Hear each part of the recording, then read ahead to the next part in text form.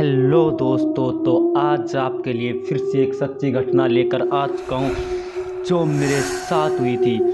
लगभग यह बात है लगभग 14-15 साल पहले की, लगभग 2012 का समय था जब मैं तीसरी कक्षा में पढ़ता था। तब मैं अपने गांव की दुकान से अपने घर पर आ रहा था, तो बताया जाता था कि बीच में एक मुसान पड़ता है, जिस शमशान घाट के में छोटे बच्चों को दफनाया जाता है। वहाँ से हमारे घर का रास्ता आता था और मैं उस रास्ते से निकट रात्रि लगभग 8-9 बजे आ रहा था अकेला।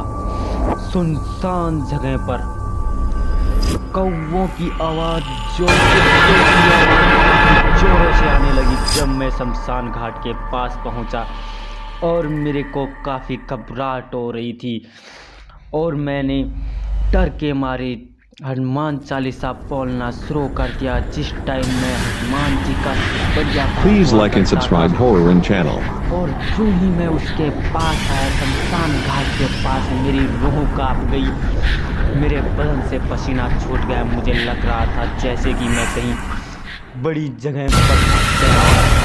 तभी मेरे को आवाज़ आती है, कौन? और मैं डर के मारे चिल्लाने लगता हूँ। तभी मुझे दिखाई पड़ता है सामने मेरा बड़ा भैया, और मैं उसे अपना बड़ा भैया समझकर उसकी साइड बढ़ता हूँ। और मेरे साथ होने वाली घटना काफ़ी खतरनाक थी। मैं उसकी तरफ चला ही था, इतने में मेरे को पीछे से आवाज़ आती है, मित्तू।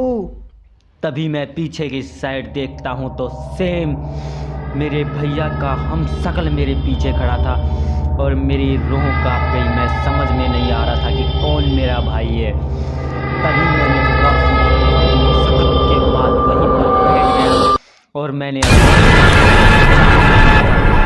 पर लगभग मुझे नाइट के 9 बज गए और मैं उधर ही अकेला शमशान के पास अकेला बैठा रहा।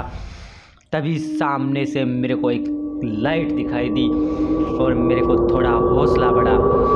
पर सामने जो खड़ा था वो मेरे को अब भी दिखाई दे रहा था। तभी मेरे को पता चलता है कि भाई जितेंद्र आ रहे हैं और मेरी थोड़ी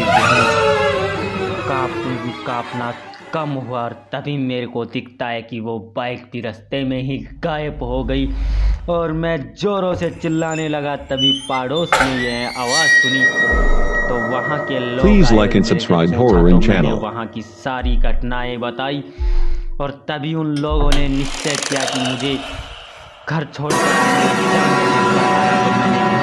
देखा कि मेरा बड़ा भाई जितेंद्र तो कंपनी से अब तक नहीं लौटा था और छोटा भाई मोनू अब तक घर पर था, वो तो कहीं पर गया ही नहीं था। उस कहानी को मैं आज भी याद करता हूँ तो मेरी रूह कांप जाती है। जिस दिन के बाद मेरे को भाई 3-4 दिन में जाकर उतरा। और आज में जब मैं उस रास्ते से जाता हूँ नाइट के समय में तो मेरी रूह कांप जाती है।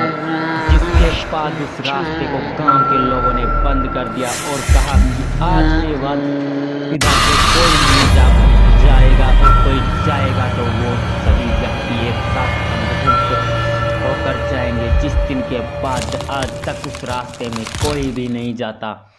ऐसी ही सच्ची घटनाएं सुनने के लिए चैनल को लाइक एंड सब्सक्राइब जरूर कर लें। आपका भाई अमित आपके लिए नई घटनाएं लेकर आता है और भाई सारी घटनाएं मैं अपने लाइफ से बीती हुई बताता हूँ। बाकी इनमें कोई भी चीज़ फेक नहीं है।